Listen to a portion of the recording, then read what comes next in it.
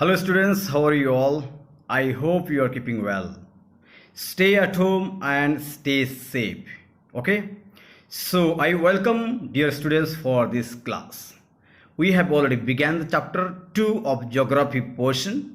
Today we will be continuing with the same chapter and topic we will be dealing is rock cycle, use of rocks and minerals. These 3 points we will be dealing today and concluding the chapter also. So lesson we have begun is inside our earth. Inside our earth, you have already seen the previous topics. Today we will be concluding with the rock cycle, use of rocks and minerals. Am I right? Okay, very fine. Let us go to the next topic. Begin with rock cycle. Beginning with rock cycle. You can look at these pictures carefully. Metamorphic rock, igneous rock and sedimentary rock. This is the rock cycle, my dear students.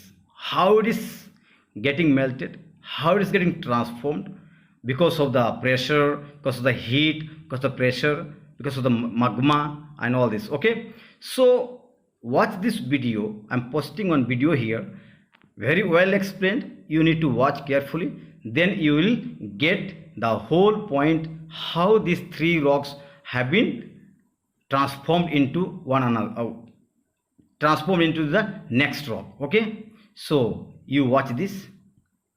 Rocks are just rocks, right? Nope. There are three major types of rocks: sedimentary, igneous, and metamorphic. But the coolest thing about rocks is that each one has the ability to change into the other kind. Huh? How is that possible?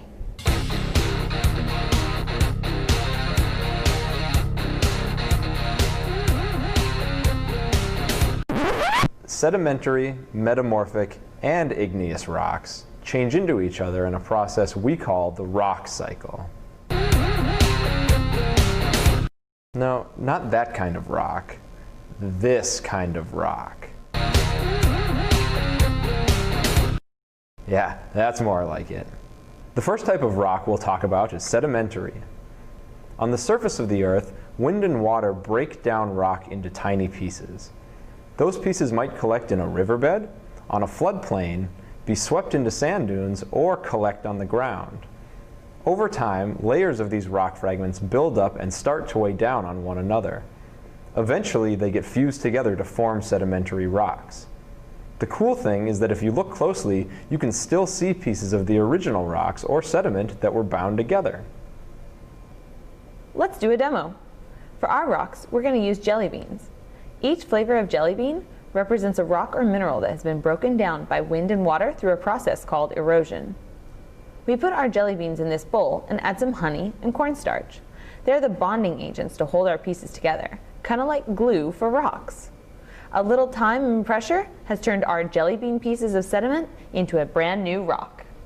So what happens if you apply both heat and pressure? It becomes a metamorphic rock.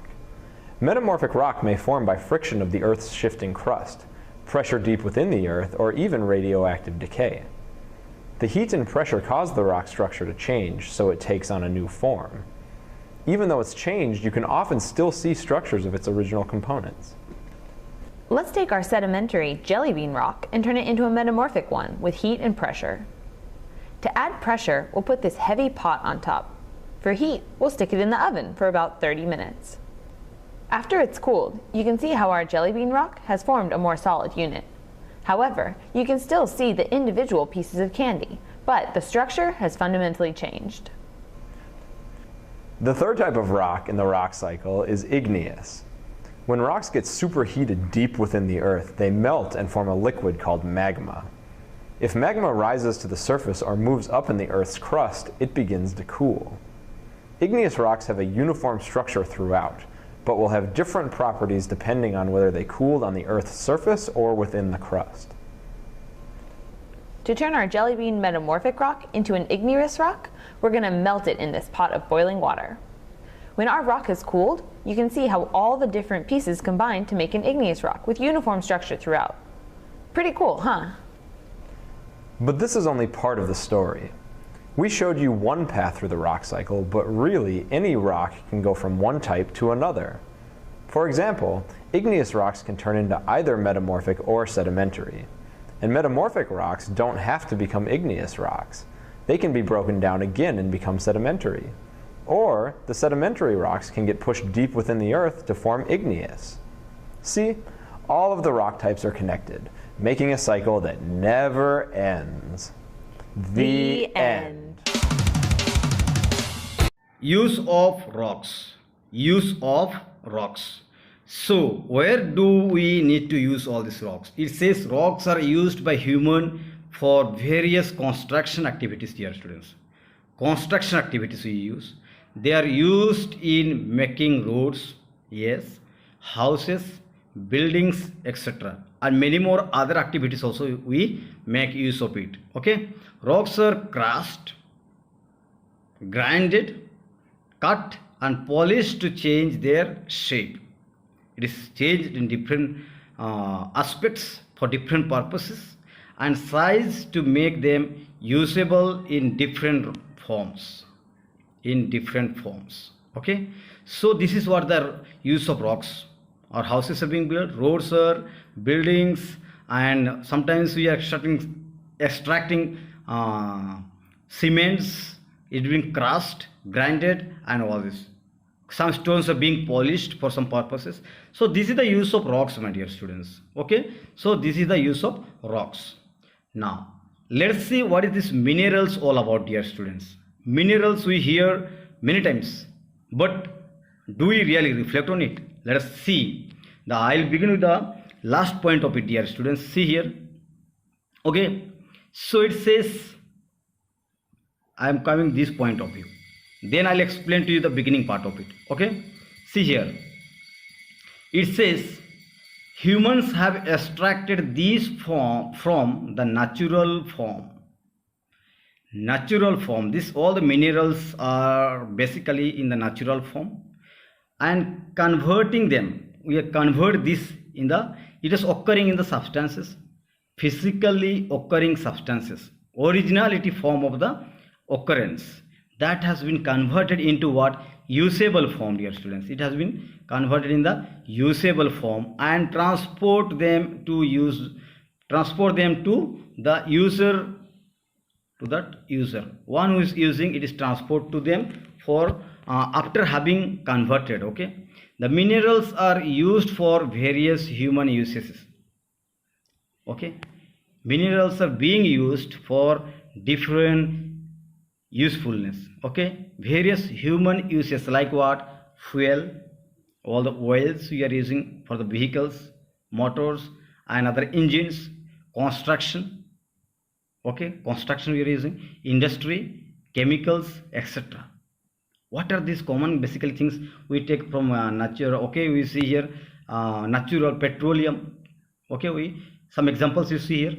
Minerals are coal, extracted from the down, and it has to be made as coal. Petroleum, natural gas, iron, okay, aluminium, silica, uranium, gold and silver. So many things it has been transformed, my dear students, converted to all these things. So this is what the minerals are all about, dear students. Minerals are physically occurring substances which have distinct physical and chemical properties. It has own values, it has own look, it has own physical appearance, but it has converted into the usefulness. Okay, it has been different properties, it has different values, it has, but all this has to be converted into the usefulness. Okay, these are the minerals we have now. Okay, now we use coals, we use petrols, we use diesels and other minerals like iron, aluminium, silica, uranium, gold, silver. These are the minerals, dear students. Okay, so I hope you understood minerals usefulness. Originally it is occurring in different substances, different looks, but we extract them from there and we make use of all, we transform them, we convert them into all these things. Okay, so hope you understood this point. So I hope you have understood. If you have any doubts, you can always ask me, you can always put in the comments so that we can clarify. Okay, we can clarify. So thank you very much, dear students. Have a good day. Keep studying, keep doing well.